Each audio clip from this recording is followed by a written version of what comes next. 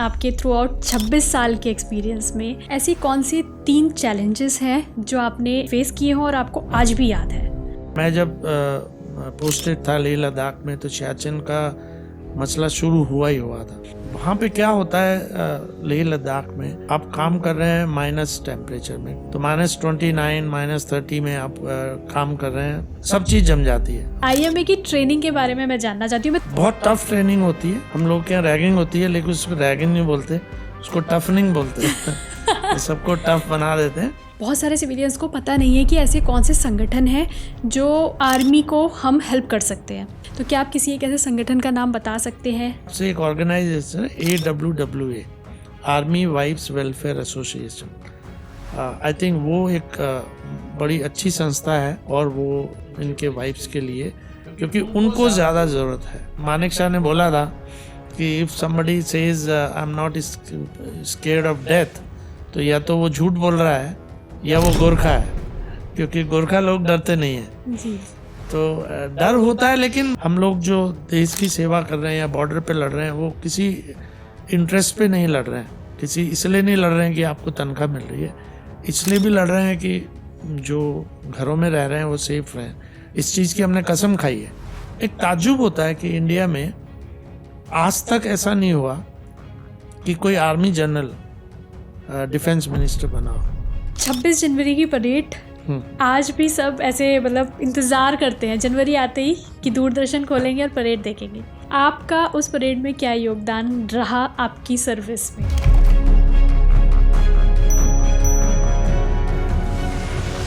नमस्ते, स्वागत है आपका सफरनामा विद शिल्पी में। आज का हमारा ये एपिसोड गणतंत्र दिवस स्पेशल एपिसोड है और इस एपिसोड को एक्स्ट्रा स्पेशल बनाने के लिए हमारे साथ है Indian army retired colonel Vipin Kumar ji. इन्होंने अपनी ज़िंदगी के 26 साल इंडियन आर्मी को दिए और देश की सेवा की।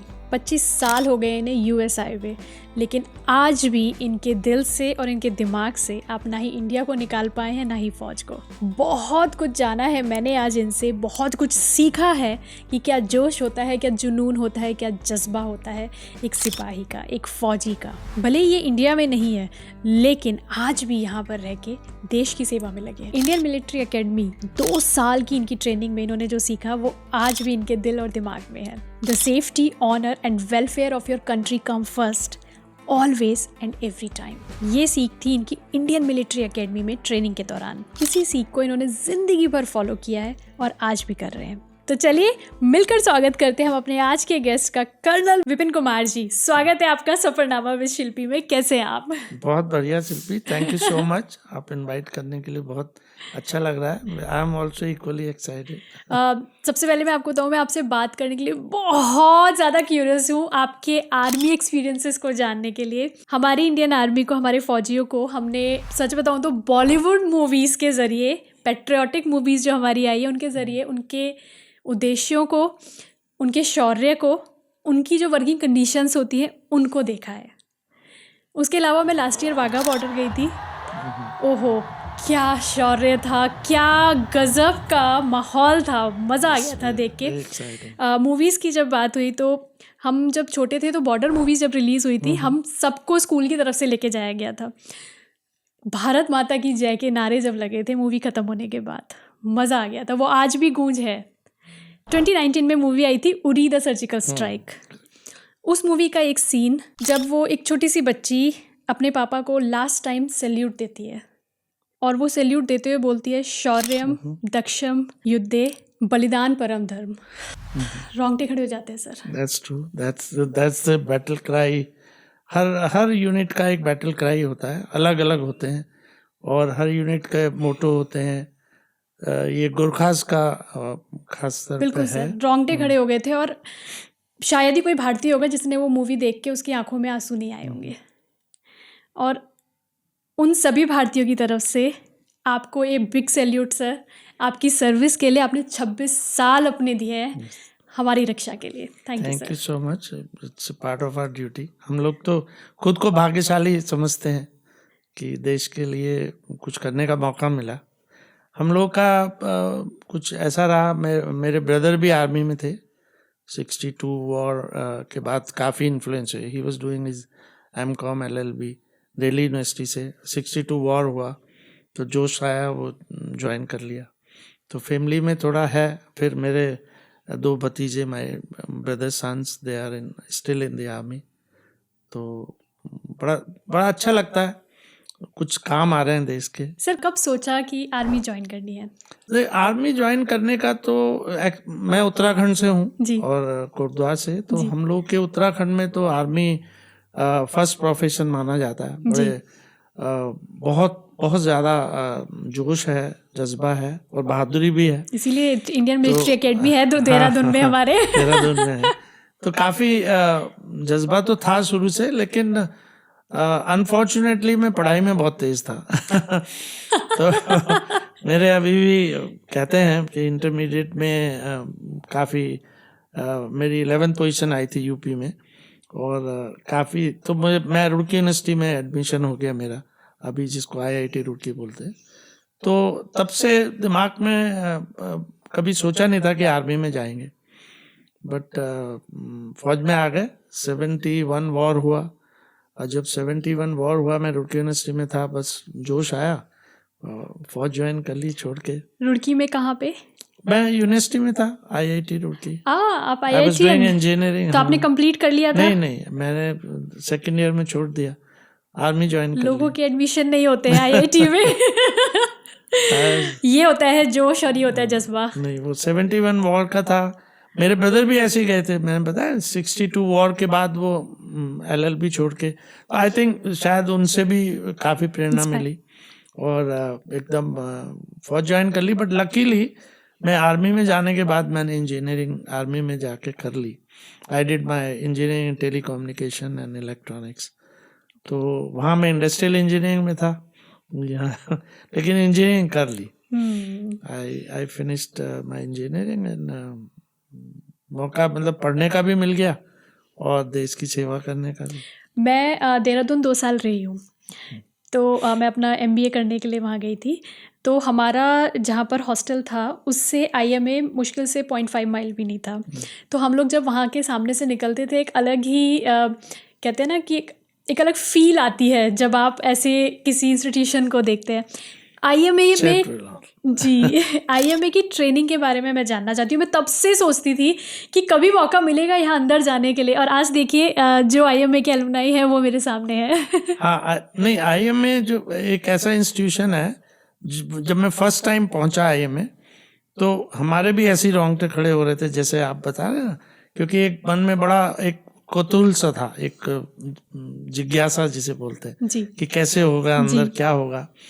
एंड 15 जनवरी थी, नेक्स्ट डे PT करने निकल गए। देहरादून की ठंड, you have stayed in Dehradun. तो बड़ा एक अच्छा एटमॉस्फेयर था।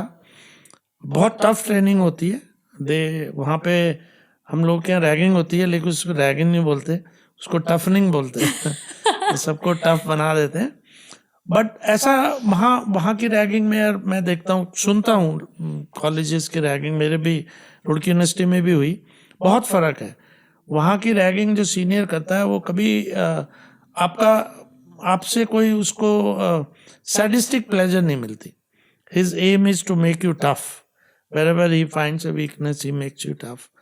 और IMA की ट्रेनिंग में हमारे उस्ताद हमको बोलते थे सुबह, एक तो बड़ा फेवरेट होता था उनका कि एक गेम खेलते हैं। जब बहुत थक जाते थे PT करते करते तो कहते हैं अच्छा एक गेम खेलेंगे। तो हम बड़े खुश होते थे, चलो अब तो गेम हुआ तो बचेंगे।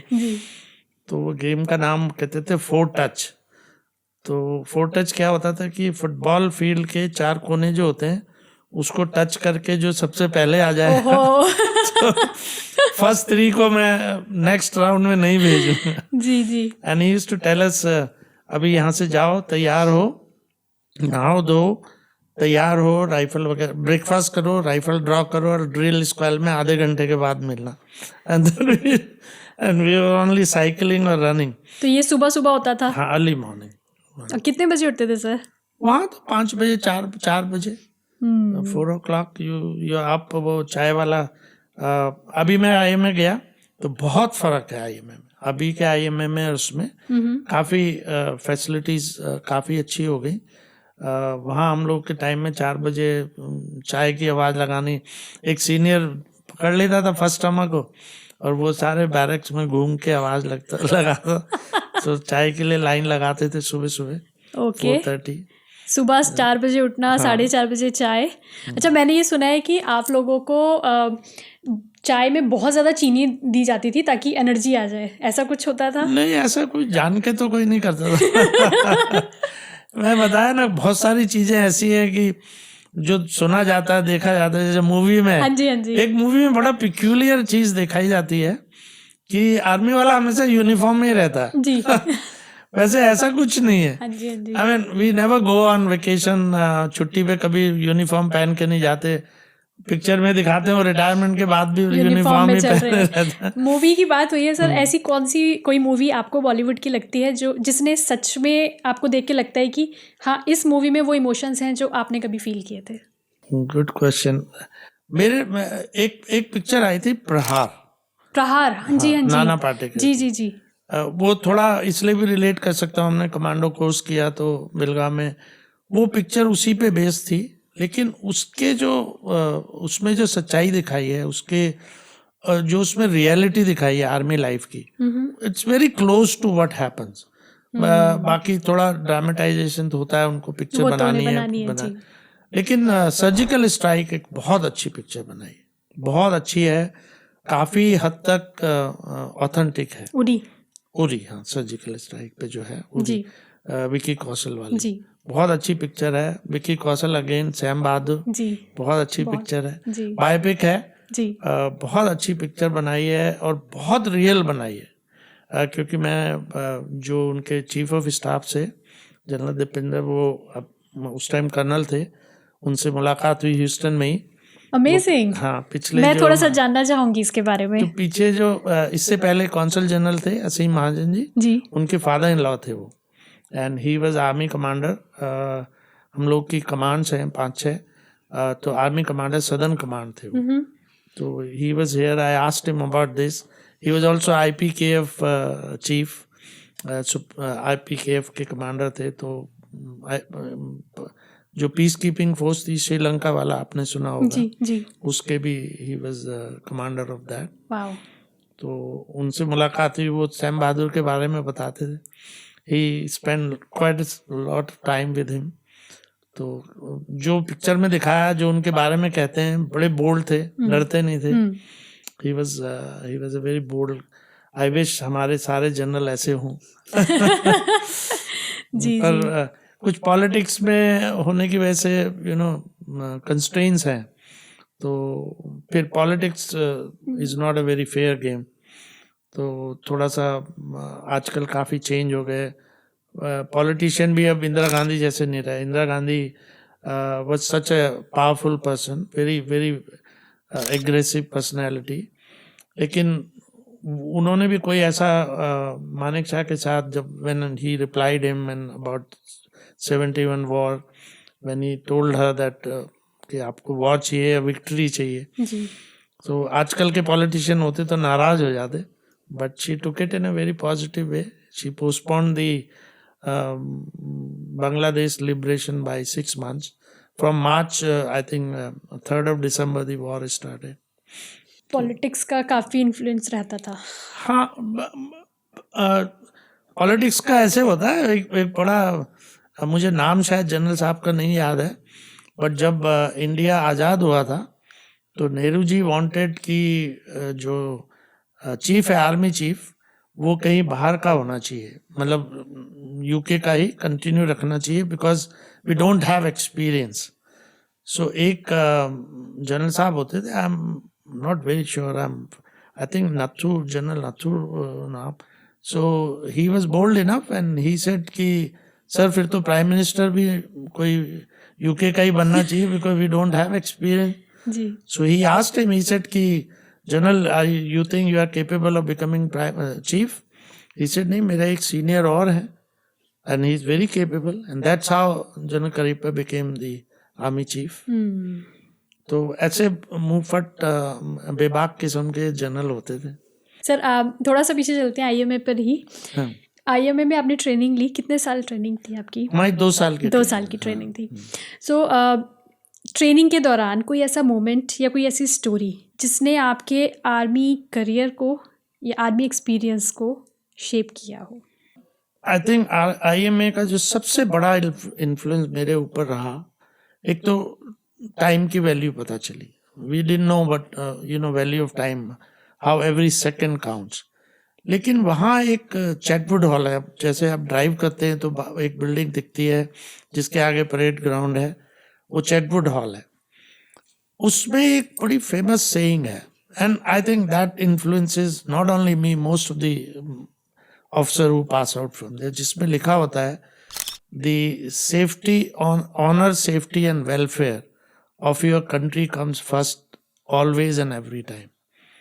The safety, honor and welfare of the men you command comes after that. And your own safety, welfare and honor comes last, always and every time. And I think ये इतनी बड़ी सीख है कि हम जब आर्मी में जाते हैं, when we command people, हम लोग के हर लेवल पे कमांड होती है, आप हर कदम पे उसको याद रखते हैं. आपका वेलफेयर, आपका कंफर्ट सबसे लास्ट में आता है, सबसे पहले आपके कंट्री. एंड आई थिंक उसी हितों के पीछे हम पूरे अपना टाइम निकाल देते हैं. पूरे 26 साल हमने सर्विस की. I took premature retirement to come to USA. लेकिन वो एक ऐसी सीख है, उससे बहुत ज़्यादा देश प्रेम आपके अंदर आता है. यू रियलाइज कि आपकी कंट्री फर्स्ट है. अदरवाइज आप लीडरशिप के बारे में बहुत से, दूसरा लीडरशिप का एक ऐसा लेसन है आर्मी में, when we go to attack, तो एक सामने दुश्मन बैठा है और आप यहाँ से अटैक करने जा रहे हैं, तो एक असॉल्ट लाइन बनती है, let's say about 200 feet assault line बन गई. सब लोग वहाँ लेटे हुए हैं एंड इंतजार कर रहे हैं कमांड का. और एक आर्मी ऑफिसर खड़े होके बोलता है चार्ज या धावा जिसको बोलते हैं, सब खड़े हो जाते हैं. सबको पता है सामने से गोली आ रही है, लेकिन ऐसे में सब खड़े होके दौड़ना शुरू कर देते हैं. कौन सा ऐसा और एग्जाम्पल मिलेगा आपको लीडरशिप का कि एक लीडर ने बोला चलो तो सब उठ के दौड़ने लगे. सामने से मशीन गन का फायर आ रहा है, कैसे भी फायर आ रहे हैं, but everybody gets up and runs without fearing for the life. So वो उस कमांड का एक असर है कि आपने अपने सीनियर ने बोल दिया, यू फॉरगेट अबाउट राइट और wrong, you just follow it. जोश will be super high all time. आपकी लाइफ कोई मायने नहीं रखती उस टाइम. मुझे भी मौका मतलब ऐसे कहीं इस तरह से जाके एक्सपीरियंस करने का तो नहीं मिला था, लेकिन मैं एक छोटी सी स्टोरी शेयर करती हूँ. जब हम मिडिल स्कूल में आए थे तो मेरे पापा काम करते थे सूर्या फैक्ट्री में. जो आपने सुना होगा, सूर्या बल्ब्स की कंपनी है. तो हमें गर्मियों की छुट्टियों में वहाँ से एक फाउंडेशन कैंप में लेके जाया जाता था. उसका नाम था सूर्या फाउंडेशन नाम से. वहाँ पर हमें ब्रिगेडियर से मिलने का मौका मिलता था. तो 3 ब्रिगेडियर्स होते थे, उनके अंडर हमें ट्रेनिंग दी जाती थी.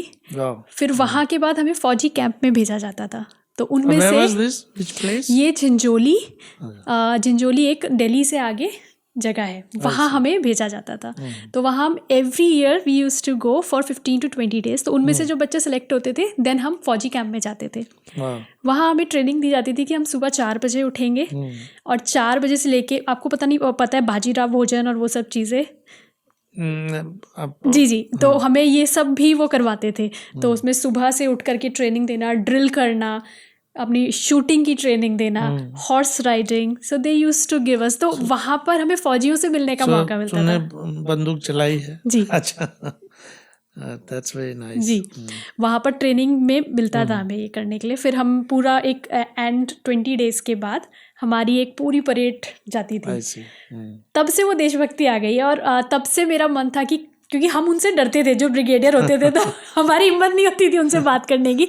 बस वो जो बोल देते थे वो ऑर्डर हमको मानने हैं एंड यस सर करके और शुरू करना है. इसीलिए आज मैं बहुत ओवरवेल्म्ड हूँ आपसे बात करने में. Thank you so much. नहीं, आर्मी में देखिए बहुत से लोग कहते हैं कि आप एड़ी मार के दिमाग आपका निकल जाता है, आप यस सर ही बोलते रहते हैं. But as I told you, example मैं दे रहा था कि वो लेटे हुए हैं, सामने से गोली आ रही है, उस टाइम अगर आदमी सोचने लगे कि ये जो बोल रहा है सही है या गलत है, मैं क्यों मानूं इसकी जी बात, जी एंड लॉजिक ढूंढने लगे, जैसे आजकल होता है और हर जॉब में होता है, सीनियर ने कुछ कहा तो you start finding whether it's right और रॉन्ग। जी आर्मी में उतना वक्त नहीं है, ये सोचने का वक्त नहीं है, ये सोचना मेरे से ऊपर वाले का काम है, ये सोचना कि क्या मैं कमांड दे रहा हूँ, जी उसकी जिम्मेवारी है, पर उसका काम है कमांड देना, मेरा काम है फॉलो करना। ऐसे ही मेरे नीचे वाले करते हैं, और इसी पे आर्मी चलती है, इसी पे फौज चलती है। अगर हम लॉजिक ढूंढने लगे, रीजन ढूंढने लगे, तो सारे लड़ते ही रहेंगे एक दूसरे से। हिचक आएगी एकदम मन में कि यार मेरे को जाना चाहिए, नहीं जाना चाहिए। You have no time and you have no reason to think about it, because मैंने बोला ना, वो जो आपको हुक्म दे रहा है उसकी नजर में आपका वेलफेयर उससे बाद में है, जी एंड वो कभी ऐसा गलत कमांड देगा ही नहीं, then he is not a soldier. बिल्कुल definitely he is not a soldier if he is giving a wrong command. बिल्कुल बिल्कुल सर। वो आपको कमांड दे रहा है, अपना वेलफेयर पीछे रख के, आपका पहले सोच के कर रहा है। आप अभी आईएमए गए थे रिसेंटली, शायद लास्ट मंथ, क्यों हाँ, गए? दिसंबर। कुछ खास था सर? वो बहुत खास था जी बहुत खास। हमारी पासिंग आउट परेड के 50 इयर्स हुए थे। Amazing, So it completed 22nd December 74 को हम पास आउट हुए थे। So that is the day you become an officer. And 50 years के बाद almost 200 हमारे कोर्समेट आए थे और सबसे मिलना हुआ 50 साल के बाद। एंड आधे की तो शक्ल ही नहीं पहचानी गई unless they introduce themselves. जी और बड़ा नॉस्टैल्जिक था। उस बैरक में गए जहां हमने फर्स्ट टाइम ज्वाइन किया था, और चैटवुड हॉल के अंदर गए। चैटवुड हॉल में अंदर जाने नहीं देते ऐसे, और सबसे इंटरेस्टिंग अपना डोजियर पढ़ने को मिला जी जी जी जो आईएमए का डोजियर था। And we went around everywhere, पूरा थोड़ा बहुत सा नॉस्टैल्जिक बताएंगे क्या होता है ये डोजियर? नहीं, आपकी जो कॉन्फिडेंशियल रिपोर्ट है, ओके जो राइट फ्रॉम, हमें नहीं पता था कि हमारे बारे में क्या क्या लिखा गया है, हमारे इंस्ट्रक्टर ने क्या रिपोर्ट एक तरह से रिपोर्ट समझ लीजिए। वाओ, तो एवरीथिंग वाज रिटन, जो हमने अच्छा किया, जो खराब किया, कितने पनिशमेंट मिले।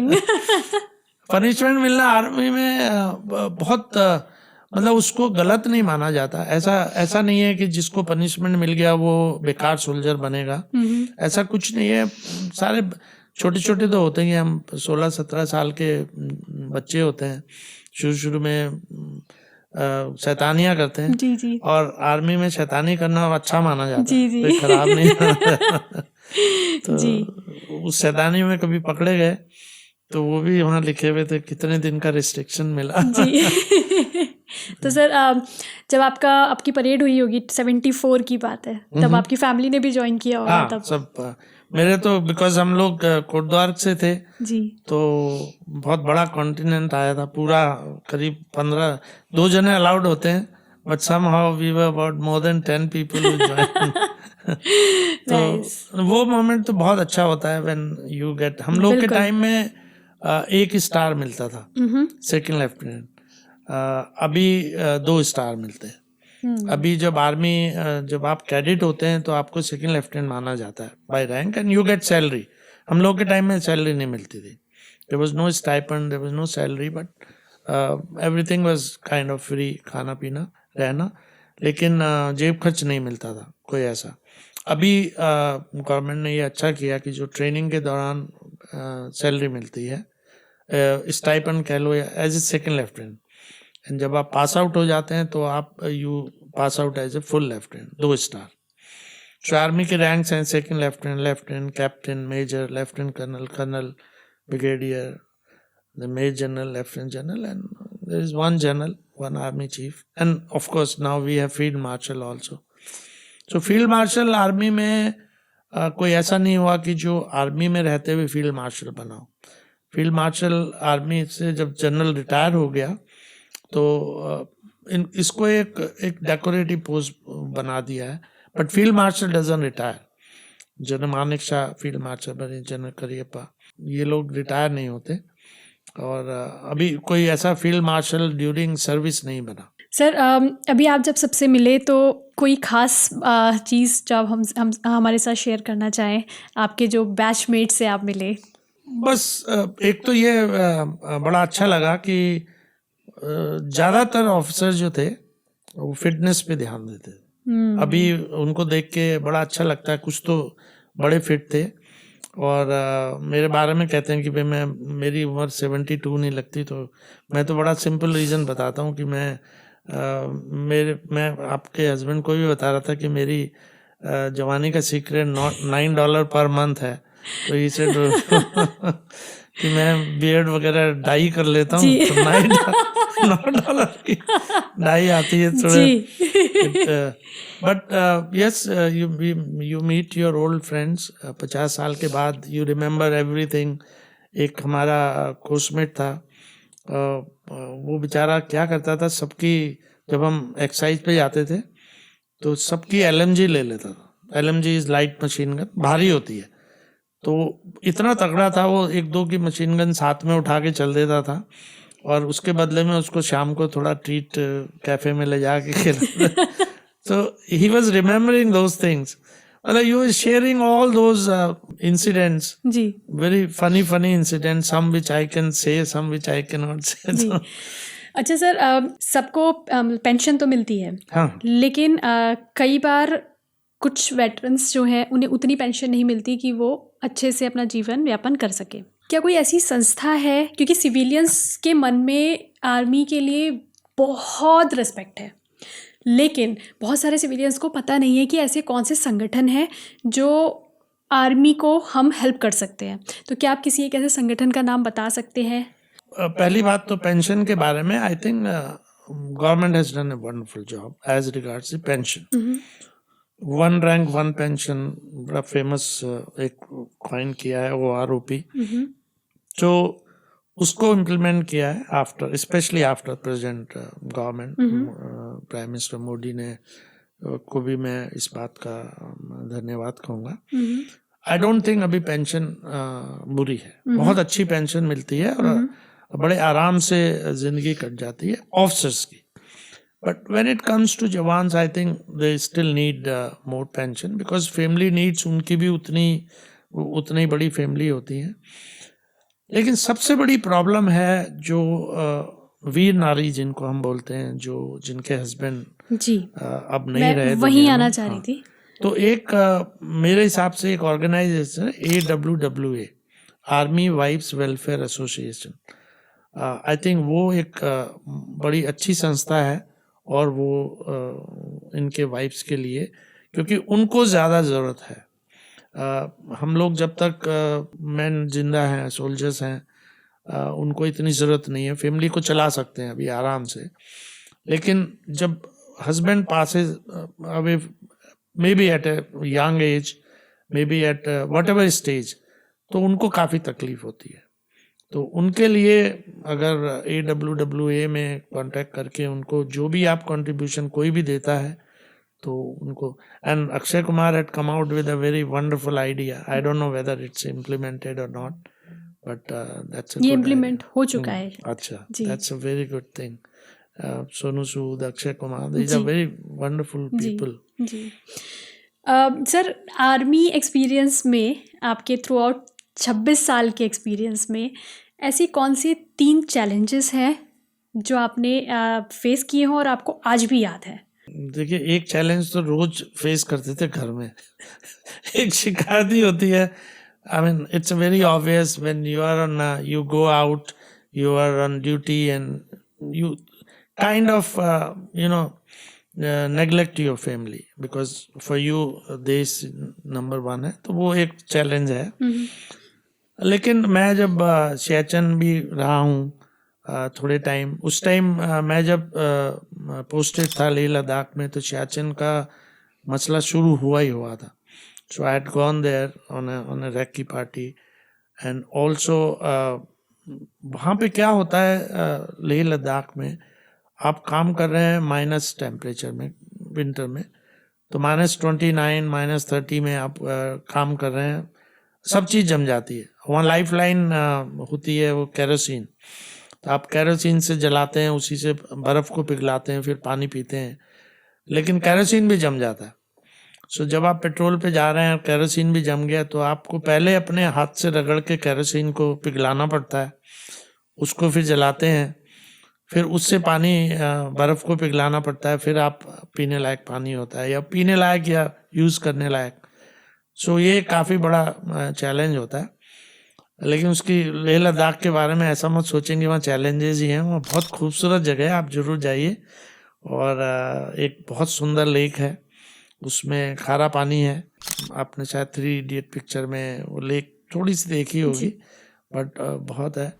और दूसरा देखिए क्या होता है कि बड़ी अनसर्टेनिटी है कुछ जगह में। जैसे आप हम नागालैंड में थे, वो that was a very challenging time because insurgency काफ़ी डीप चलती थी वहाँ उन दिनों। नागालैंड, मिज़ोरम, मणिपुर, उस एरिया में हम जैसे पेट्रोल के साथ जाते थे, तो इट्स ऑलवेज ए चैलेंज। एक दिन रात में जैसे गाड़ी ख़राब हो गई, पूरी रात आप you don't know whether you will go reach back home और नॉट। वो मन में एक डर नहीं होता है, ऐसा नहीं है कि आप डर रहे हैं।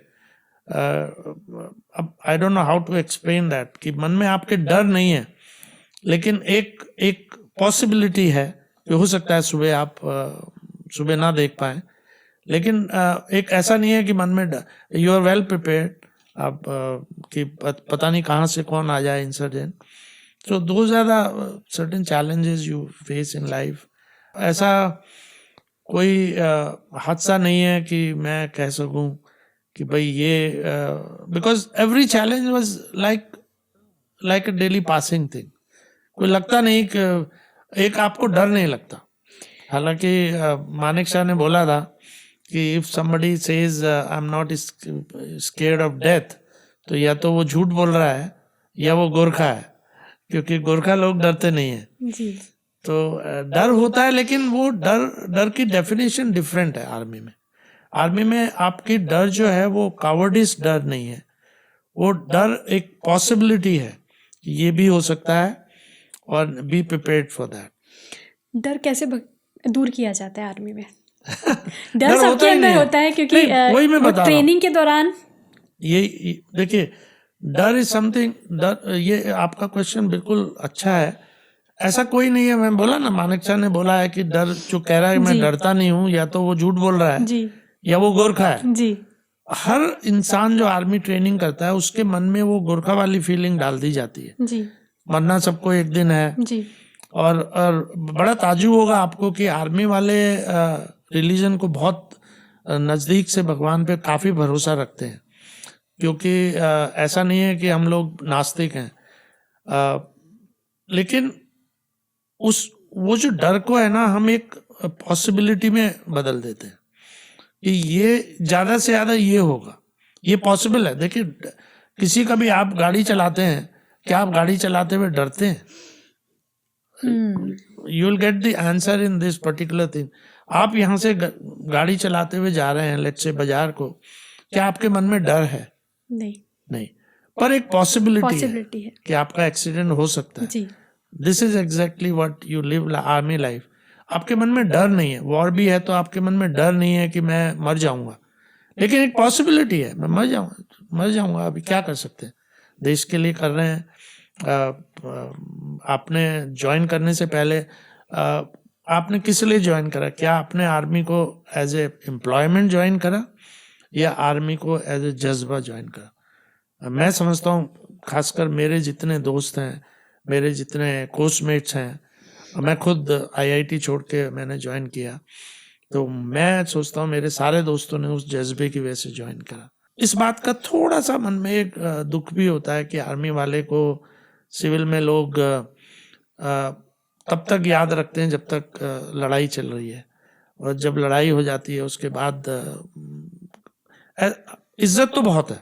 आई mean I am proud to say that everybody in India respects army people और defence people, I would say. ये बड़ी अच्छी बात है और इसको बरकरार रखना चाहिए, बिकॉज हम लोग जो देश की सेवा कर रहे हैं या बॉर्डर पे लड़ रहे हैं, वो किसी इंटरेस्ट पे नहीं लड़ रहे हैं, किसी इसलिए नहीं लड़ रहे हैं कि आपको तनख्वाह मिल रही है, इसलिए भी लड़ रहे हैं कि जो घरों में रह रहे हैं वो सेफ रहें। इस चीज़ की हमने कसम खाई है कि हम इसीलिए आर्मी में आए हैं कि हम किसी दुश्मन को अपने अंदर ना आने दें। And I think that keeps you going. इससे एक चीज़, यहाँ पर वेटरन्स डे मनाया जाता है, यहाँ मनाया जाता तो है। हाँ। मैंने देखा था अपने बच्चे के स्कूल में भी देखा था कि जितने भी उनके घर पर हैं, कोई अगर कोई फौज से है तो उन्हें बुला करके बुलाते हैं। अलग से सम्मानित किया जाता है वेटरन्स डे पे। ऐसा इंडिया में नहीं होता। नहीं होता। जैसे कि आपने बोला कि रिस्पेक्ट है, एंड सच में है। बहुत सारे लोग होते हैं जो एक्सप्रेस नहीं कर पाते, स्पेशली मैं अगर जैसे एक सिंपल सा उदाहरण कि इंडिया में बच्चे जो होते हैं वो अपने पापा को नहीं बोल पाते कि मैं आपसे कितना प्यार करता हूँ, वही चीज़, लेकिन करते सब है सेम चीज़। तो आर्मी की रेस्पेक्ट पूरी है, लेकिन हर कोई बोलना, शायद मैंने इसीलिए आपको शुरू में बोला था कि सारे भारतीयों की तरफ से आप big salute to you sir, क्योंकि हर किसी को या तो मौका भी नहीं मिलता, रेस्पेक्ट पूरी है। बट मुझे ऐसा लगता है पर्सनली कि जैसे यहाँ पर हम वेटरन्स डे मनाते हैं, इंडिया में भी उसी जोश के साथ स्कूल्स में भी मनाना चाहिए, ताकि बच्चों की वो नींव तब से पक्की होती है। नहीं, यू आर वेरी राइट। ये एक छोटी सी ग्रज है, सोल्जर्स के मन में ये ग्रज रहती है। उसका रीजन आई डोंट नो, कितने लोग इससे नाराज होंगे, politicians, but I think we have degraded the army ranks quite a lot in India. देखिए यहाँ पे क्या है, आर्मी को बिल्कुल अलग रखते हैं, पॉलिटिक्स में नहीं। लेकिन आप एक ताज्जुब होता है कि इंडिया में आज तक ऐसा नहीं हुआ कि कोई आर्मी जनरल डिफेंस मिनिस्टर बना हो। Very true.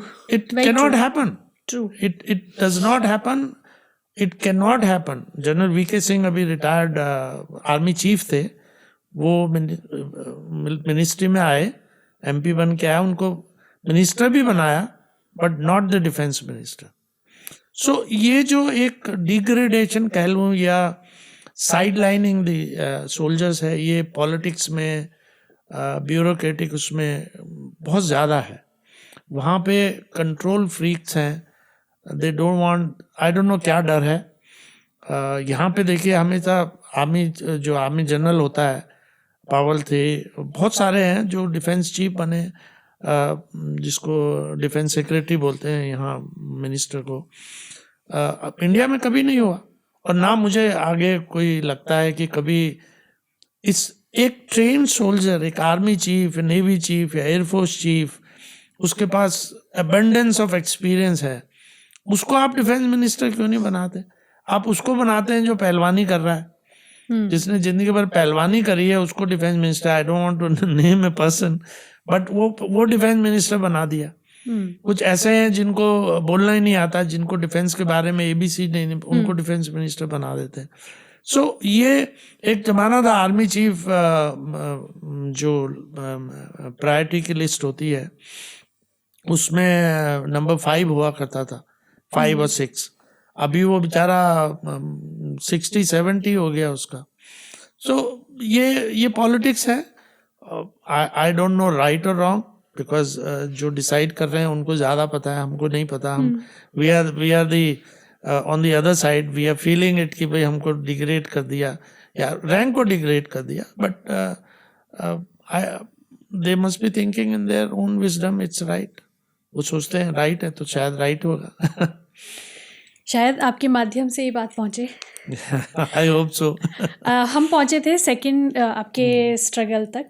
सियाचिन के बारे में मैं थोड़ा सा जानना चाहूँगी कि आपने बोला कि आप -25 to 30 टेम्परेचर पे भी आपने काम किया है। कैसे आर्मी वालों को इतना टफ बनाया जाता है कि वो -25 पे भी काम कर सकते हैं? नहीं, टफ तो आईएमए से ही बना देते हैं। और आज हम जैसे कई बार सोचते हैं, we are so blessed that we went through that army life, कि आज हम स्वस्थ हैं और तंदुरुस्त हैं और टाइम मेंटली भी अलर्ट हैं। वो उस ट्रेनिंग में बहुत कुछ सिखाया जाता है। दूसरा ये है कि और कोई ऑप्शन नहीं है। आप क्या करेंगे? दूसरा, आपको रहना है वहाँ। और तीसरा जो सबसे बड़ी बात है, ट्रेनिंग में आपको क्या सिखाया जाता है? आपको ट्रेनिंग में ये सिखाया जाता है कि इंसान का शरीर बहुत कुछ सह सकता है। इट्स केपेबल, आपकी जो वो अंदर की कैपेबिलिटीज है, जो आपका अंदर, आई am not getting the right word in Hindi, but जो कैपेबिलिटीज हैं आप इंसान के शरीर की, वो आर्मी ट्रेनिंग में खोल दी जाती है। एक सिविलियन में और एक आर्मी वाले में कोई फर्क नहीं है, वो भी इंसान है, वो भी इंसान है।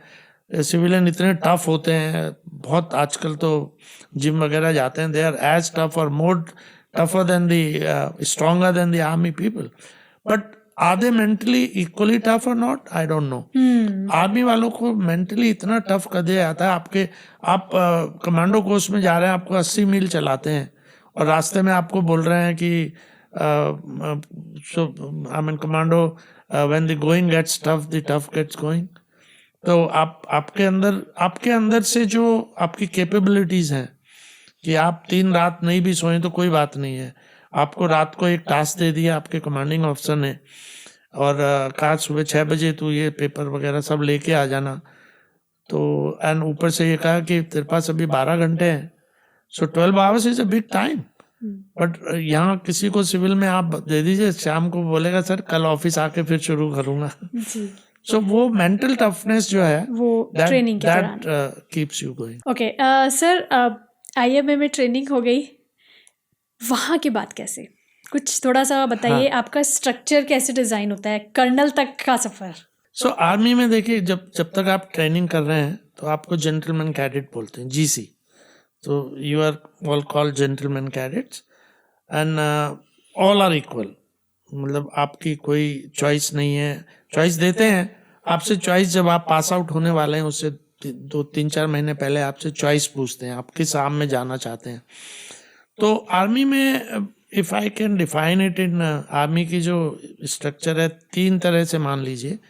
एक तो फाइटिंग आर्म जो सबसे आगे होती है, जिसे आर्म्स बोलते हैं। फिर एक सपोर्टिंग आर्म होती है जो उनको सपोर्ट करती है, but they are also armed, meaning उनके पास भी आर्म्स होते हैं। आर्म्स तो सबके पास होते हैं, बट वो भी बैटल में उनके साथ साथ जाते हैं।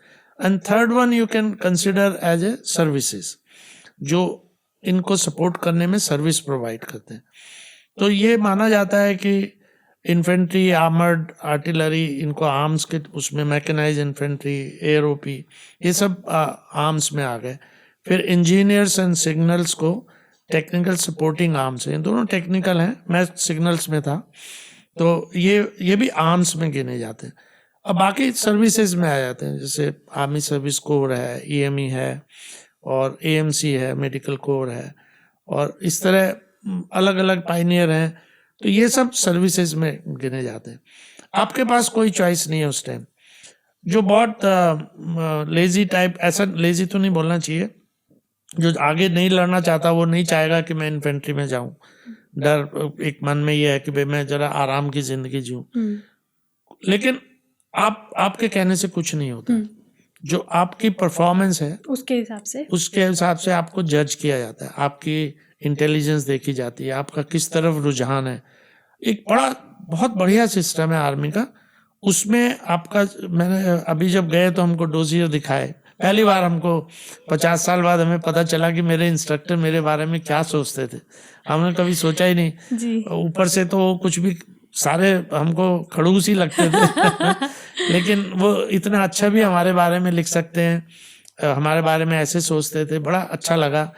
कुछ ऐसे भी थे, ऐसा नहीं कि सारे पॉजिटिव पॉइंट्स ही थे, नेगेटिव पॉइंट्स भी थे हमारे, बट बड़े फेयरली, उसमें कोई उनके मन में कोई वो नहीं है कि एक दूसरे से कुछ, बिकॉज बड़े अनबायस्ड वे में उन्होंने हमारी रिपोर्ट लिखी है। मैं बड़ा खुश था ये देख के कि मेरे इंस्ट्रक्टर्स ने, जो हमारे प्लेटून कमांडर थे, कंपनी कमांडर थे, बटालियन कमांडर थे, उन्होंने मेरे बारे में जो लिखा, बिल्कुल एकदम ऐसा लगा कि हाउ कैन दे जज मी सो वेल, इतना बढ़िया लिखा। उस बेसिस पे हम लोग के सबके डोसियर वहाँ जाते हैं, रिकमेंडेशन MS ब्रांच कहलाते हैं आर्मी में।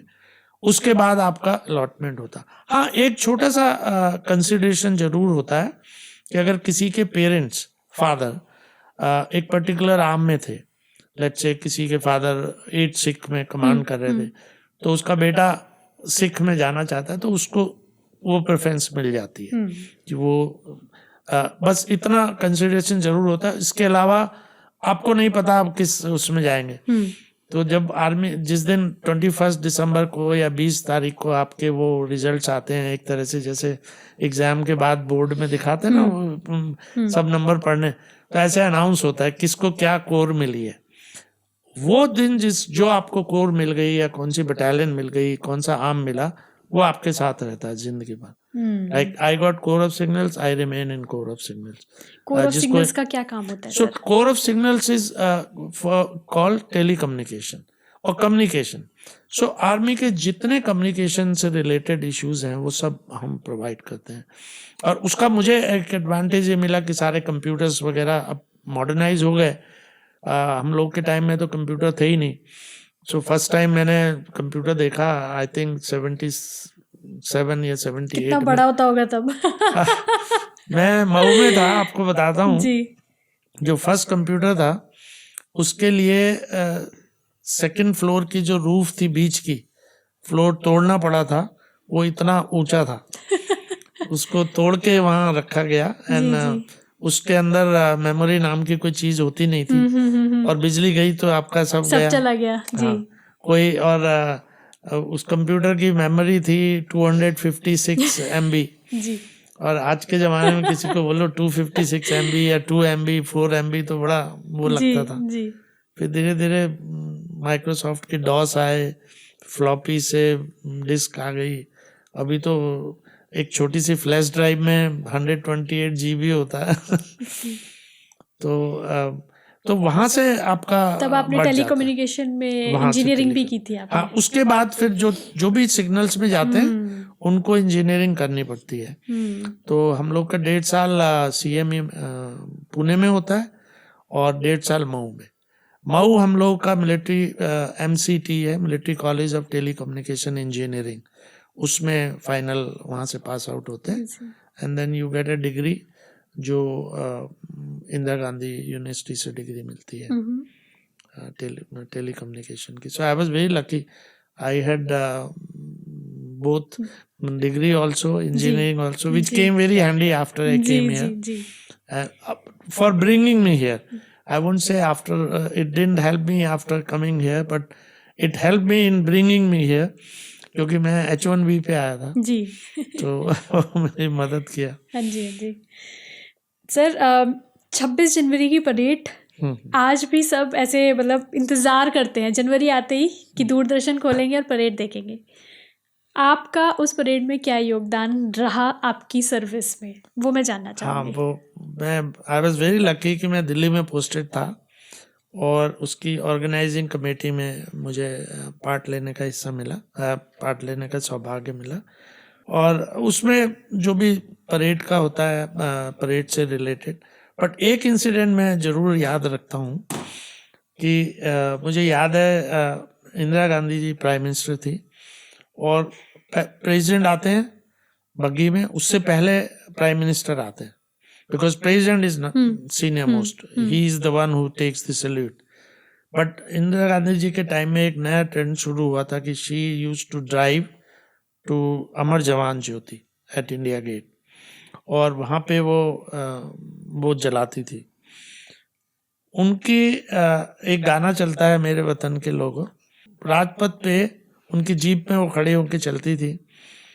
इतना टाइमिंग, कम से कम हमने जो प्रैक्टिस करी जीप में, जो जीप ड्राइवर था, एटलीस्ट कम से कम 100 बार उस जीप को चलाया, वो टाइमिंग लेने के लिए कि the song should start when she starts and song has to finish when she just reaches the at the Veer Jawan ज्योति।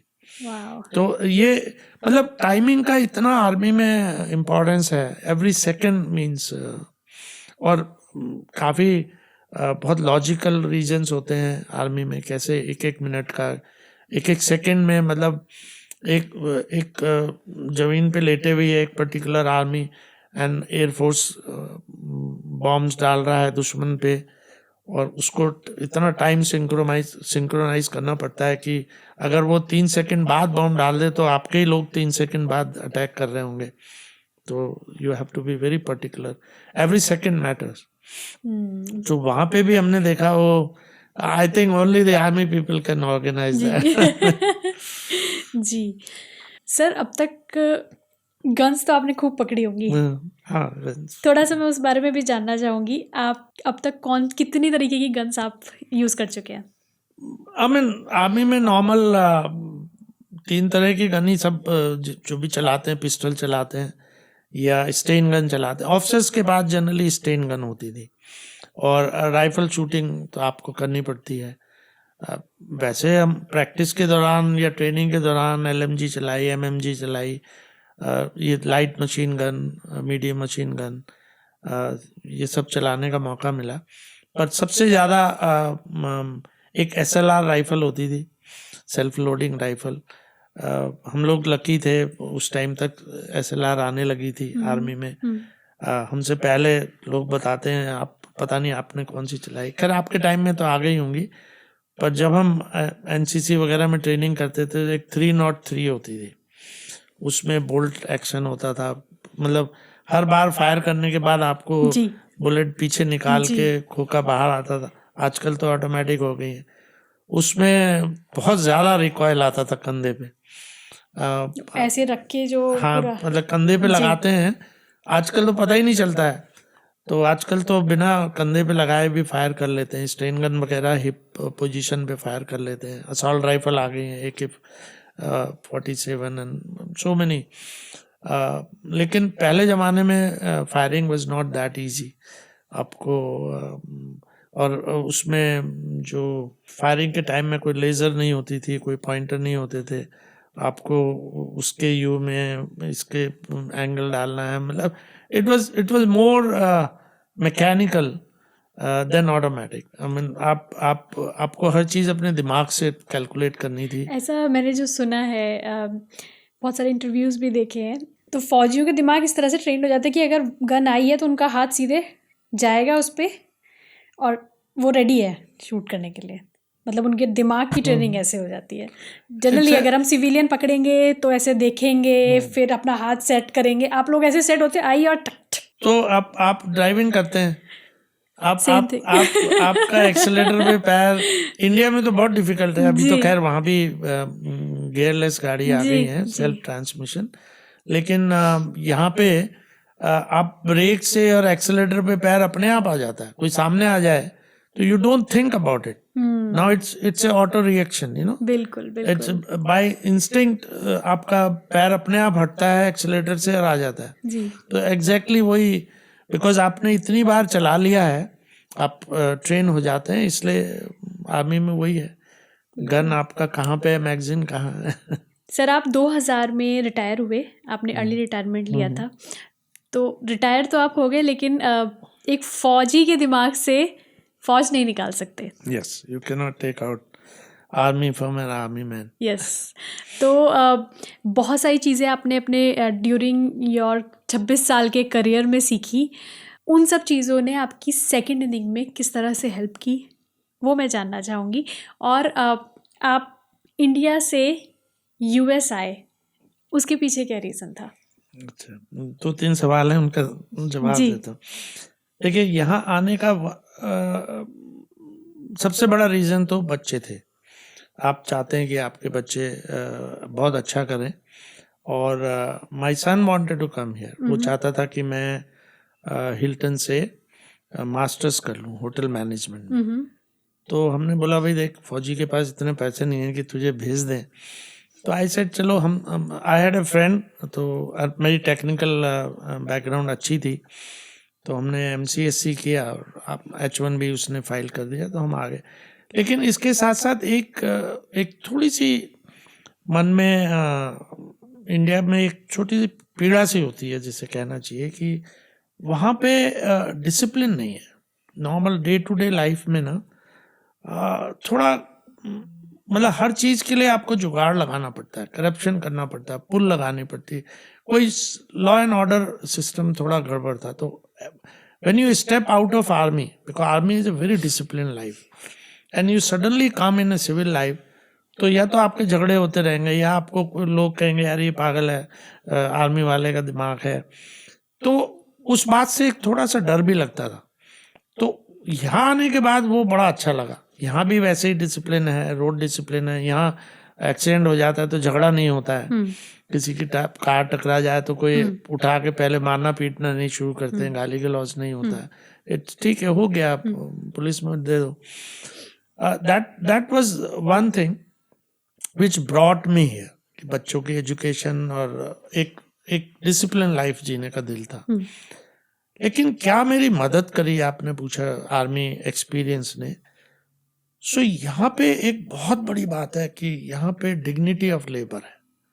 मतलब यहाँ कोई काम छोटा नहीं है, हर काम आप वेटर का काम कर रहे हैं, आप प्लम्बिंग का काम कर रहे हैं, कोई आपको डजंट लुक डाउन अपॉन कि यार ये तो ये है, छोटा आदमी है, बड़ा आदमी है, ऐसा कुछ नहीं है। यहाँ सब मस्त हैं, हर काम बढ़िया है। जब मैं आर्मी में भी ऐसे ही है, आर्मी में रैंक्स हैं लेकिन कोई काम छोटा बड़ा नहीं है। आर्मी में जब आप लड़ने जा रहे हैं तो आप ये नहीं कह सकते कि मैं आर्मी ऑफिसर हूं तो मैं तो पहाड़ नहीं चढ़ूंगा और जवान सिर्फ पहाड़ चढ़ेगा, मैं तो ऑफिसर हूं, मैं पीछे ही रहूंगा। You also go along with the soldier, same उतना ही कष्ट आपको उठाना है, उतनी आपको चढ़ना है, उतनी बड़ी गन आपको भी उठानी है, उतनी ही गोली। ऐसा नहीं है कि मैं अफसर हूँ मेरे को तो गोली नहीं लगनी चाहिए, तो जवान को लगनी, गोली किसी को भी लग सकती। So that equality of duty, equality of burden is equivalent to dignity of labour which is here. यहाँ कोई काम छोटा नहीं। Why I am saying this, when I came here, मैं 2000 में आया था, बड़ा आईटी का जोर था, IT was at the peak and I came as an software engineer and IT balloon had just busted totally, उसी टाइम बस्ट हुआ था।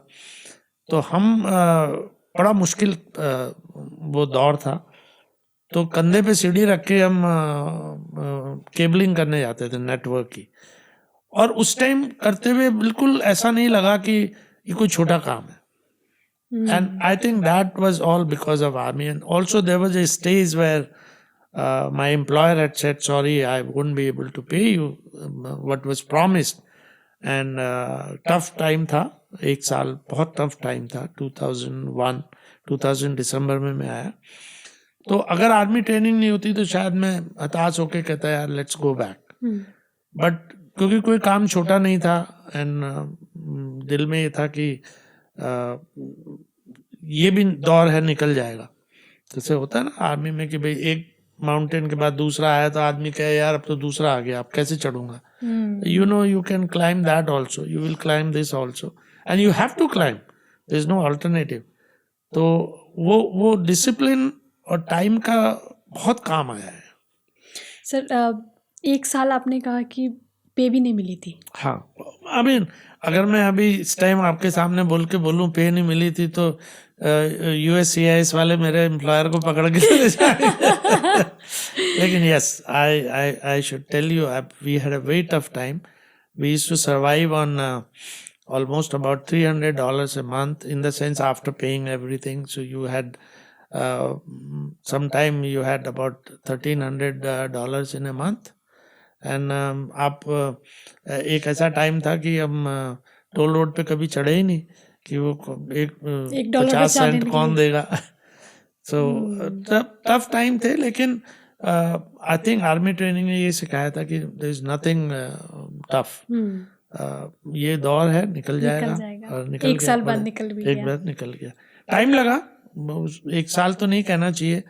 ये यहाँ का एक बड़ा बढ़िया सिस्टम है कि जब तक आपको ग्रीन कार्ड नहीं मिलता, you are not very sure of what you are doing, और जब ग्रीन कार्ड मिल जाता है तो आप सडनली फील, अरे आप तो किंग हो गए।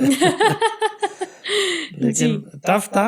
लेकिन मैं जब आया तो मैं सॉफ्टवेयर इंजीनियर आया, आईटी बलून बस्ट हो गया था, तो I immediately thought of changing my platform, my job profile. तो फिर मैं लकीली मेरे को एक इमिग्रेशन लॉयर जॉर्ज विली हैं, उनके यहाँ काम करने का मौका मिला, and that help me in immigration status also. तो मैंने 6 साल उनके यहाँ काम करा, 6 साल आईटी में स्टाफिंग का काम करा, एंड लास्ट अबाउट 12 years में इसी में हूँ, इंडिया हाउस में। मैंने जैसे कि कहा था कि फ़ौज आपके दिमाग से नहीं निकाल सकते। आज भी बहुत सारे लोग जो हमें देख रहे हैं या सुन रहे हैं, उनको मैं बताना चाहूँगी कि आपने 26 साल इंडिया में तो काम किया, लेकिन यहाँ यूएस में भी आप बहुत से ऐसे काम कर रहे हैं जो इंडिया से आए हुए लोगों के लिए फ्रूटफुल है। बहुत सारी चीज़ें आप फ्री लोगों तक लेके आ रहे हैं। तो उस पर मैं जाने से पहले ये पूछना चाहूँगी कि आप इंडिया हाउस में जुड़ने का प्लान आपका कैसे बना, कैसे आप जुड़े इंडिया हाउस से? नहीं, देखिए, आर्मी वाला सेवा भाव लेके चलता है, मतलब अगेन एक सेल्फलेस एक स्टाइल हो जाता है उसका कि भाई सेवा भाव है, कुछ करना है, सर्विस टू द कंट्री। तो एक मन में था कि कुछ करते रहना है, otherwise what's the use of life कि आप 9 से 5 गए, आपने तनख्वाह ली और आप घर बैठ गए। बट कुछ कम्युनिटी को भी वापस देना चाहिए, कुछ सेवा करनी चाहिए।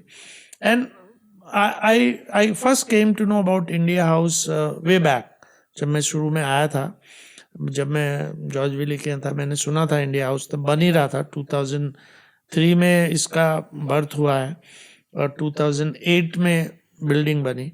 उस टाइम भी मैंने अप्लाई किया था 2008 में। Very few know about it. I applied for it and almost got that job, but there were some reasons they didn't hire me for different reasons. And तब से मुझे था कि शायद मैं इंडिया हाउस में बड़ा कंस्ट्रक्टिव कर सकता हूँ। मुझे था कि मैं इंडिया हाउस को एक डिफरेंट लेवल पे ले जा सकता हूँ, और मुझे ऐसा लगता था कि कुछ सिनर्जी है between my style of working, my thoughts of working, serving community and India house की जो मिशन है, जो इंडिया हाउस का गोल है, वो काफ़ी अलाइन हो रहे थे।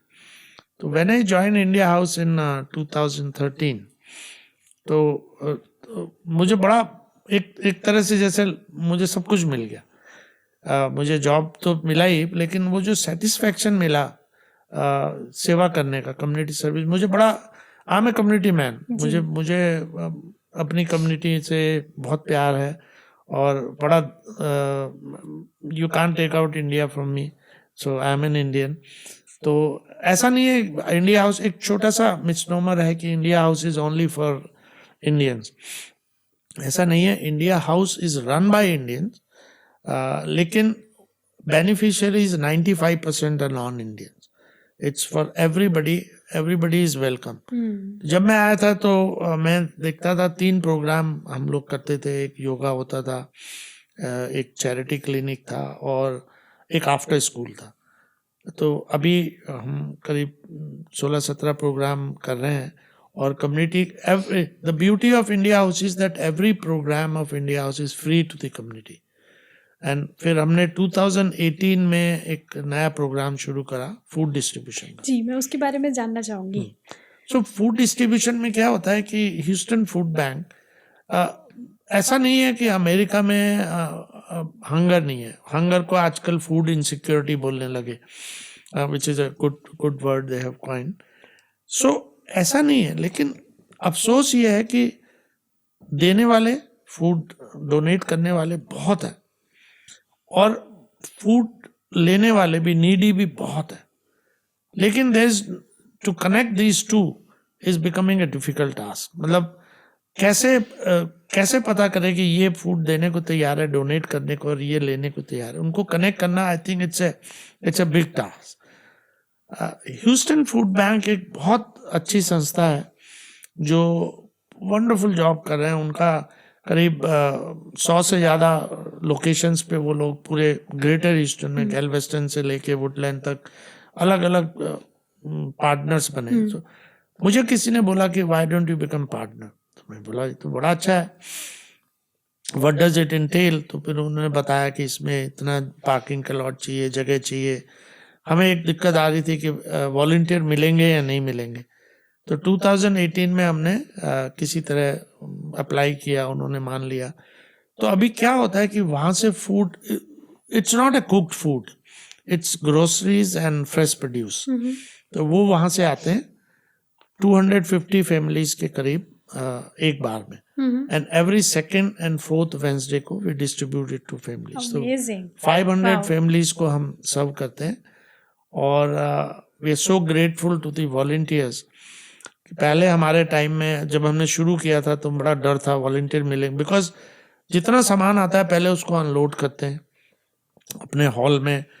Let's say we have 10 types of item, तो उनको सेग्रीगेट करते हैं, फिर उनको we divided by 250 to find out कि एक फैमिली को इस आइटम नंबर 1 से कितना जाएगा, आइटम 2 से कितना जाएगा, फिर उनको बैग करते हैं and then we take it out. So we have been innovating, धीरे धीरे धीरे अब ट्रॉली लिया है सब बाहर। आप एक दिन आइए, आपको दिखाएंगे। तो आज करीब 40 वॉलंटियर आते हैं, from 8 or 9 volunteer now, almost 30 to 40 volunteers every time they come, and it's like a picnic. And we distribute food to 250 families. We are going to increase it to every week now maybe, and we will be serving 1,000 families. खाना देते समय जो हमको blessings मिलती है ना, बिल्कुल, ये तो सबसे बड़ा काम है सर। इतनी आप मतलब इतनी खुशी होती है उनके चेहरे पे, और वो बेचारी ऐसे आशीर्वाद दे दे के लोग जाते हैं। हमारे यहाँ BMW में भी आते हैं लोग, यू विल बी सरप्राइज कई बार। सर फूड डिस्ट्रीब्यूशन का बताया, ऐसी एक चिकित्सा भी है जो चलती है। हाँ, एक चैरिटी क्लिनिक है हमारा एवरी सैटरडे। एक वहाँ इंडिया हाउस में बड़ा peculiar, let me tell you what all program we run very quickly. So we are offering plethora of services, बहुत ज़्यादा हैं। तो बच्चों के लिए हम अलग से एक सेगमेंट करते हैं, बुजुर्गों के लिए अलग। तो बच्चों के लिए हम आर्ट क्लास चलाते हैं एवरी ट्यूसडे इवनिंग में, और ट्यूसडे और फ्राइडे को सॉकर कोचिंग करते हैं। सो आर्ट क्लास तो इंडिया से लेती है एक लेडी जूम पे, और सॉकर कोचिंग वहाँ पे चलती है। सीनियर्स के लिए हम योगा है थ्राइस ए वीक, 2 दिन इंडिया हाउस में होता है, 1 दिन सैटरडे को जूम पे होता है। फिर अभी हमने नया एक चेयर योगा शुरू करा सीनियर्स के लिए। हाँ, every Friday chair yoga 11 to 12। उसमें क्या होता है कि कुछ लोग योगा इसलिए नहीं कर पाते क्योंकि बैठ नहीं सकते, तो चेयर योगा बड़ा पॉपुलर हो रहा है आजकल। And we have immigration consultation, George Willy के कंपनी है। We have mister Povada attorney, family law पे है, तो it's all free service we are providing. Bollyx fitness classes हम चलाते हैं जूम पे, anybody can join Monday and Thursday. So ये सब सुबह होती है या शाम को? ये अलग है, वेबसाइट पे वी कैन सी। हाँ, everything is there. Most of the program for seniors 11 to 12 में रखते हैं, ताकि वो रिटायर्ड हैं वो आ जाते हैं इंडिया हाउस में। तो इसी तरह हमारा एक चैरिटी क्लिनिक, और हम सीनियर्स के लिए टेक्नोलॉजी क्लासेज हैं, इंग्लिश लर्निंग क्लासेज हैं, ये सब फ्री है। तो जो एक सरीन क्लिनिक है, हैरिस हेल्थ सिस्टम का क्लिनिक, काफ़ी बड़ा क्लिनिक है, इंडिया हाउस में ही है। उसमें करीब $250,000 का खर्चा हम लोगों को आया था जब हमने क्लिनिक बनाया। तो हमारे एक ट्रस्टी हैं बाल सरीन, उन्होंने $250,000 डोनेट किए, उससे हमने इंडिया हाउस में ही बनाया। Now they are our tenants, but वो हैरिस हेल्थ का एक क्लिनिक है, मंडे टू फ्राइडे चलता है। In addition we have our charity clinic. This one is not a charity clinic, ये हैरिस हेल्थ का क्लिनिक है, लेकिन हमारा चैरिटी क्लिनिक है, प्योर चैरिटी। इसमें ना हम कोई फीस लेते, ना इंश्योरेंस मांगते, ना स्टेटस मांगते। We treat anybody, appointment phone करके ले लेते हैं लोग। इसमें सबसे ज़्यादा फ़ायदा जो मैं देखता हूँ वो होता है हम लोग के पेरेंट्स हैं, विजिटिंग ब्रदर सिस्टर, हम लोग के हों, किसी अदर कंट्री के हों, वो जब यहाँ, या जिसके पास इंश्योरेंस नहीं है, उनको बहुत तकलीफ है। अब आपके पेरेंट्स आए, आप 6 महीने के लिए आते हैं, 6 महीने बाद आप उनको बोलते हैं कि नहीं अभी दिल नहीं भरा, उनका एक्सटेंड करा लेते हैं। अब उनकी दवाई का प्रिस्क्रिप्शन खत्म हो गया, so what do they do for that? So वो प्रिस्क्रिप्शन रिफिल्स वगैरह हम हमारे यहाँ, but doctor have to see them, and after doctor has seen them they order the refill. तो इस तरह कुछ छोटी मोटी जो होती है उसका पे करना होता है, वो तो मेडिसिन तो आपको बाहर से लेते हैं, लेकिन आपकी consultation it is totally free, absolutely. Plus और एक और चीज है कि वहाँ हम लोग ब्लड टेस्ट वगैरह भी करते हैं। So we draw blood, we have a phlebotomist, and वो हम लैपटॉप को भेजते हैं। और इंटरेस्टिंग चीज ये है कि लैपटॉप हमसे 1/10 चार्ज करता है, चैरिटी क्लिनिक होने की वजह से। सो अगर वो $100 एक टेस्ट का लेता है तो हमसे $10 लेता है, वो हम पेशेंट पे पास कर देते हैं if he can pay. There are many patient who say sorry I can not pay, then we say it's okay, but most of the time they are very happy to ये share that. चिकित्सा जो आपने बताई ये किन के नाम पर है? ये हाँ, एक हमारे जो ट्रस्टी थे, अभी मुझे बड़ा पेन हो रहा है थे कहते हुए, डॉक्टर माथुर, वीरेंद्र माथुर, वो वर्ल्ड के लीडिंग कार्डियोलॉजिस्ट थे. Why I am saying with authority because India का ऐसा कोई प्रेसिडेंट प्राइम मिनिस्टर नहीं है जो उनके ट्रीटमेंट में यहाँ ना आया. बहुत सी कंट्री के हेड्स और बहुत से इंडस्ट्रियलिस्ट जैसे जिंदल साहब हैं, तो इसीलिए हमको $1 मिलियन का डोनेशन भी मिला ओपी जिंदल से. तो हमने इंडिया उसका जो मेन ब्लॉक है इसको ओपी जिंदल सेंटर भी बोलते हैं. तो इस तरह उनके पेशेंट्स थे. बहुत सारे लोग, हमारे प्रेसिडेंट बुश भी उनके पेशेंट रह चुके हैं. वो इतने डेडिकेटेड थे कि in spite of being such A popular and senior cardiologist, he used to come for this charity clinic every Saturday. Amazing. And he used to sit down and see the patient. किसी की उंगली में चोट लगी है, किसी के आँख में, वो उनको देखते थे. और अगर 20 पेशेंट भी आ जाएं तो एक दिन में वो 20 भी वो घर ही नहीं जाते थे. जैसे आपने कहा था शुरू में कि we should always give back to community. That's a perfect example. Oh yes, he was superb. I always consider him like my father. Unfortunately, on October 21st, he passed away. He was 89 years old. Sorry to hear that. तो हमने उनके सम्मान में charity clinic को Virendra Mathur charity clinic के नाम से rename कर दिया. ये पहले कर दिया था. वो थे, हमें खुशी इस बात की कि कम से कम 1 साल उन्होंने देखा कि उनके नाम से. But he was community man. पूरे कम्युनिटी में कोई ऐसा ऑर्गेनाइजेशन नहीं है जिसको वो डोनेट नहीं करते हो. बहुत सच्चे और अच्छे. मैं उनसे कहता था तुम डॉक्टर माथुर गलत पैदा हो गए, आप सतयुग वाले हो, कलयुग में कहाँ पैदा हो गए.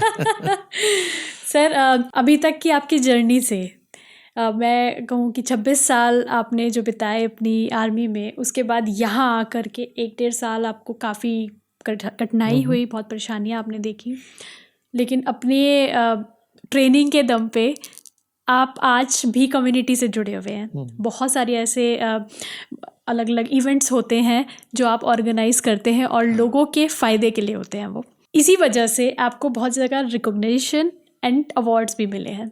थोड़ा सा मैं उनके बारे में भी जानना चाहूँगी. अवार्ड भी और जो आपको रिकॉग्निशन भी मिली है, like Vipin day. Vipin day, हाँ, आई डोंट नो आपने कहाँ सुना, बट यस, मेरा बर्थडे पे 70th बर्थडे पे ह्यूस्टन सिटी के मेयर ने 28 जनवरी को, जो मेरा बर्थडे है, ह्यूस्टन सिटी डे बोला है. सो he dedicated 28 January on my name, Colonel Vipin Kumar Day. So he gave me a very nice proclamation. And that's wonderful. And yes, what surprised me last year was the humanitarian award. मुझे ऐसा लगता था, ये शायद मेरी गलतफहमी थी, कि ये जो अवार्ड्स मिलते हैं ह्यूमैनिटेरियंस वगैरह के, तो उन फिलैंथ्रोपिस्ट को मिलते हैं जो डोनेट करते हैं $1 मिलियन वगैरह, जो किसी अच्छी बिल्डिंग, तो हमको कोई क्यों कंसिडर करेगा. But I got a big surprise when I got this last year on 21st of July. I got humanitarian award of Houston. There is an organization called Random Act of Kindness. तो उन्होंने ये award institute किया था काफ़ी साल पहले, करीब 15-20 साल पहले. तो हर साल वो सेलेक्ट करते हैं, और फॉक्स 26 उनके साथ, and Hilton America and city mayor उसके मेंबर्स होते हैं. तो ये सब मिलके एक अवार्ड डिसाइड करते हैं. But their criteria I don't know. They go to various organisation, various they take input from everybody, and so it was held at Hilton America, and I was really overwhelmed. And सबसे बड़ी खुशी उसको देख के ये होती है कि आपको लगता है कि आपका जो काम है वो रिकॉग्नाइज हो रहा है. जी. और उससे क्या है कि इतनी प्रेरणा मिलती है और करने की। मतलब ऐसा आपको प्रेरणा मिलती है और आपके साथ वालों को प्रेरणा मिलती है कि आपका काम रिकॉग्नाइज हो रहा है। आपको ये एक बड़ी सांत्वना से मिलती है कि आपकी वजह से पता नहीं कितने आदमियों की जिंदगी, कितनी फैमिलीज की जिंदगी बदल रही है, आप उनकी मदद कर सके। तो ये उसी के लिए होता है humanitarian award, and you feel very proud of your self. और जब आदमी अपने आप पे प्राउड करने लगता है ना, तो उसको जिंदगी जीने का एक लगता है कि मैंने जिंदगी वेस्ट नहीं करी। you know you have been able to make a difference in certain families life, certain people's life। तो एक बड़ा अच्छा सुकून सा मिलता है। बिल्कुल सर, बिल्कुल। मतलब आप खाली आए गए, वो सुकून मैं आपकी बातों से भी फील कर सकती हूँ। अपनी कम्युनिटी को कैसे वापस, अपनी जो आपने चीज़ें सीखी हैं, आपने आपका जो करियर रहा है, उससे आप कैसे अपनी कम्युनिटी को भी दे सकते हैं।